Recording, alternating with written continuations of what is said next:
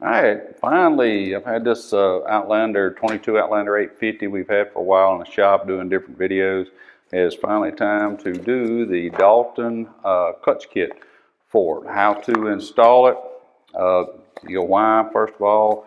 Well, simple answer, because it's not the place for it. We have videos on clutch kits, etc. Essentially is that when a vehicle, any vehicle, ATV, UTV, from the factory is calibrated correctly for the stock tire size, not necessarily any clutch kit needed. Now, some vehicles have bad clutch calibration from the factory, but as a general rule, you're putting a clutch kit in because you put a taller, heavier tire, lost performance, RPM during the shift phase, you need to get it all back.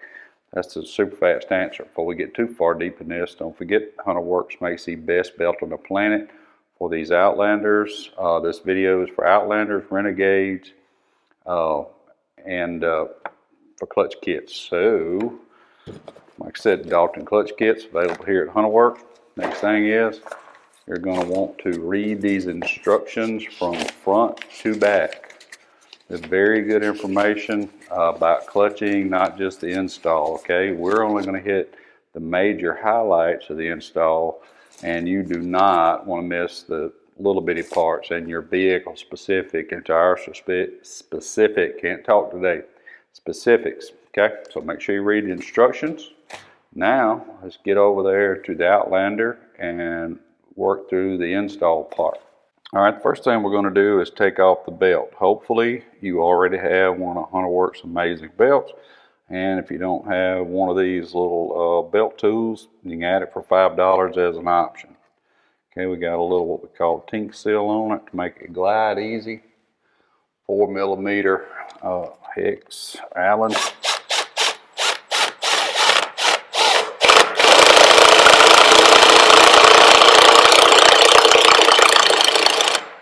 All right, FYI, if you go, what about the clutch cover? Got a whole video on about how to get to this point and why we take this much off.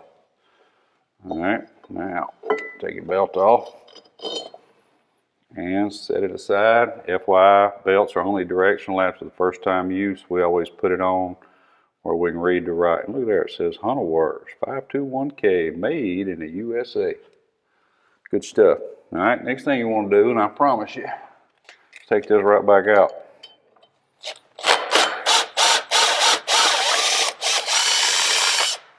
No need in leaving that spring in a lot of tension because it'll pop off and scare the crap out of you. Now, you can, in fact, use our holding tool to hold these and loosen these up. Certainly do. That's a use for this tool. I mostly made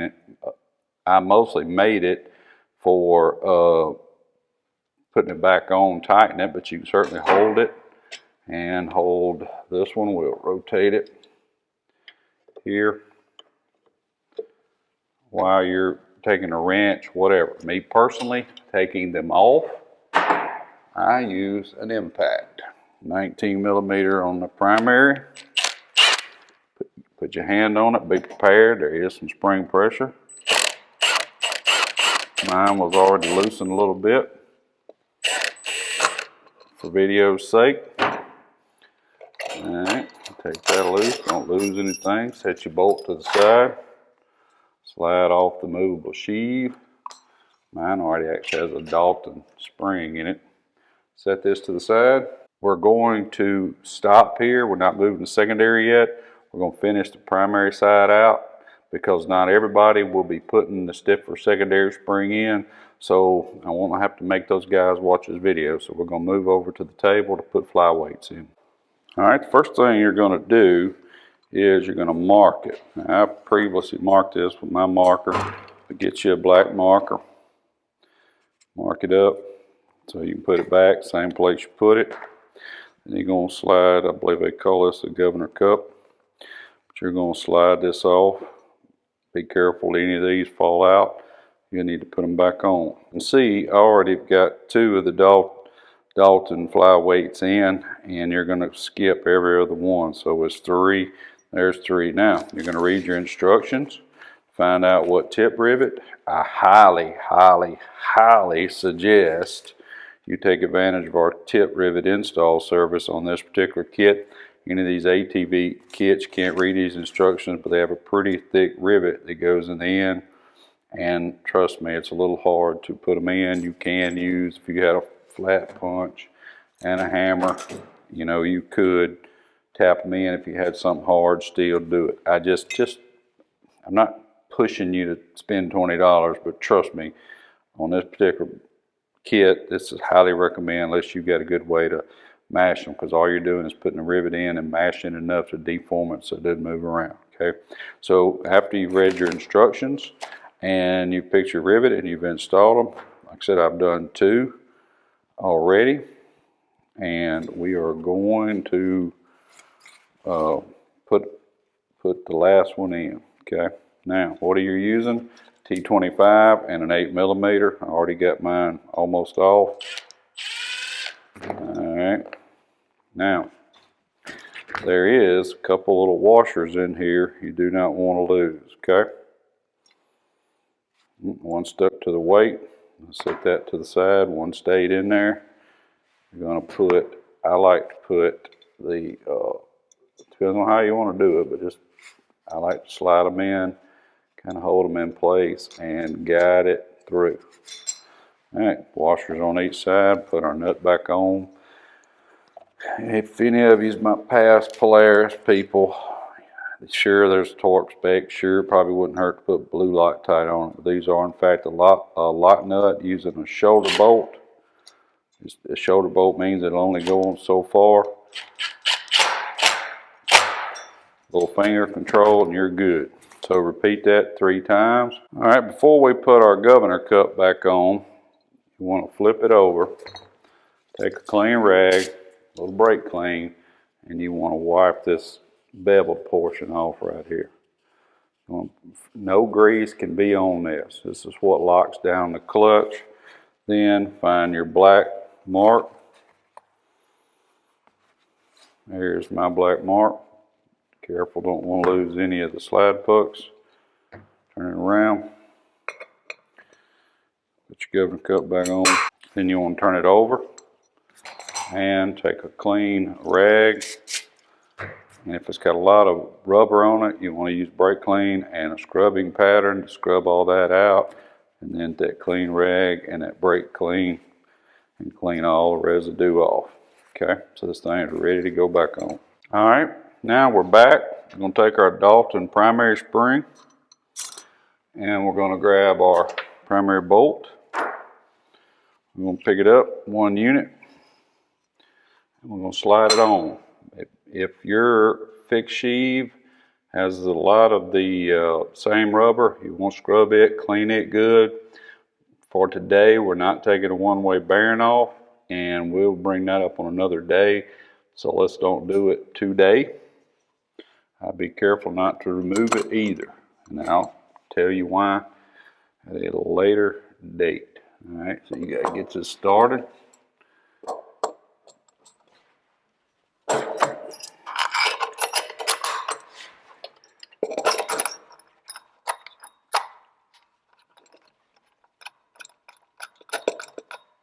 All right, now don't panic. I'm not doing this. What you think I'm doing?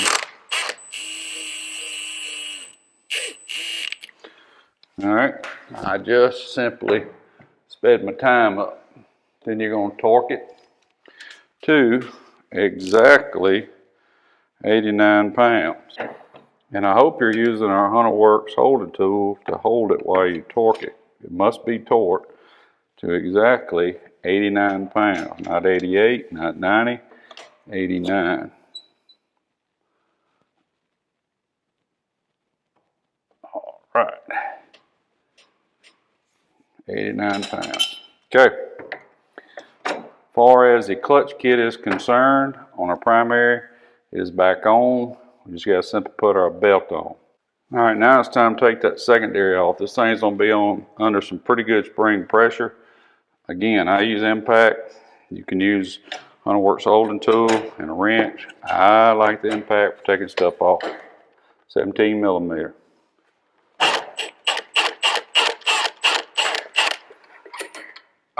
All right. Now, if we're only replacing a spring, which I'm not today because I do not have the large tires that you'd be doing it. So you take your stock spring out, grab your Dalton spring, has a tang on each end. It would behoove you to pull this out just a shade, put the tang in the hole, take your helix out. Now, this portion right here has some anti-seize. There's a specific one. Recommend it's a copper-based anti-seize. Put right on those splines and right on here so this doesn't get seized up. Now, slide it back on, get it in a groove.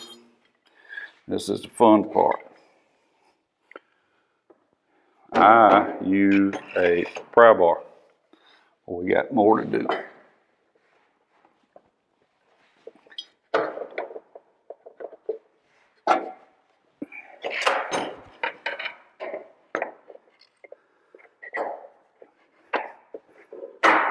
Alright, now, get this started.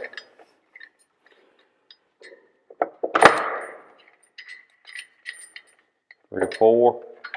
Then you're going to, believe it or not, you got to make sure that your helix in the rear lines up.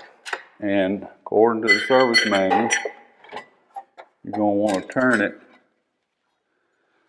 20 degrees. So I'm going to stick it, catch it right there, and I'm going to turn it and hold it like so. It's a little tricky. I dislike the style secondary.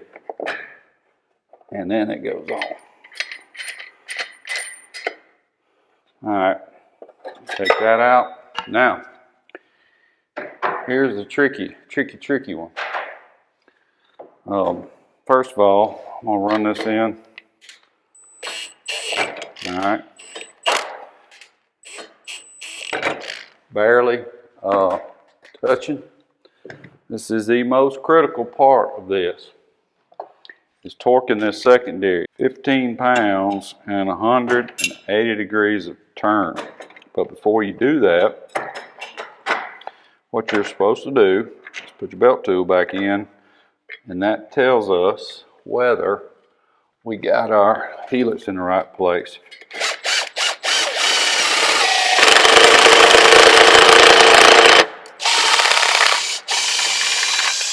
Alright, hopefully you saw it move in and out. Now, put your clutch holding tool on there.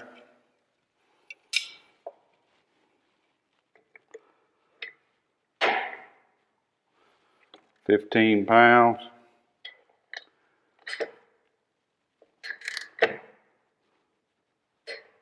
don't know if you heard it.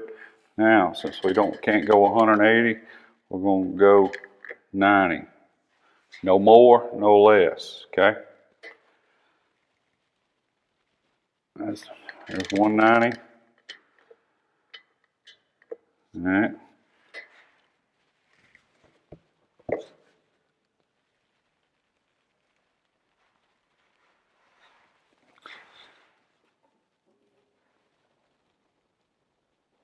All right. These are a one-time use bolt, and it would be smart to put some blue Loctite on it.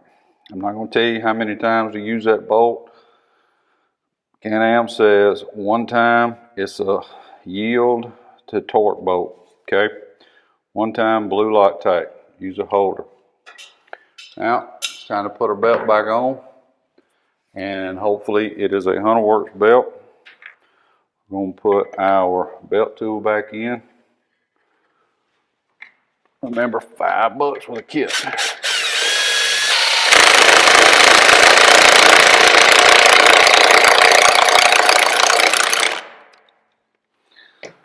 Remove that.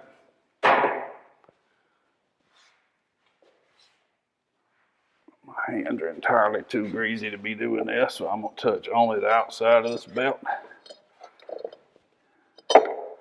Then take your belt.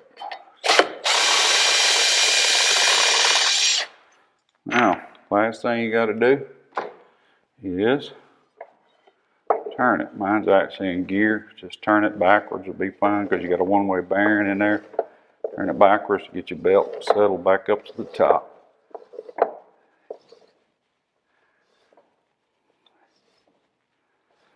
That's your clutch kit. Put your cover back on per our video. Well, I can tell you for a fact, putting this clutch kit on is really easy.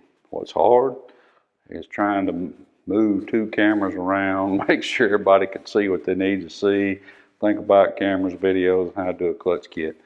If I weren't doing it for you, I probably could do this whole operation, removing a clutch cover in all, I don't know, surely less than an hour.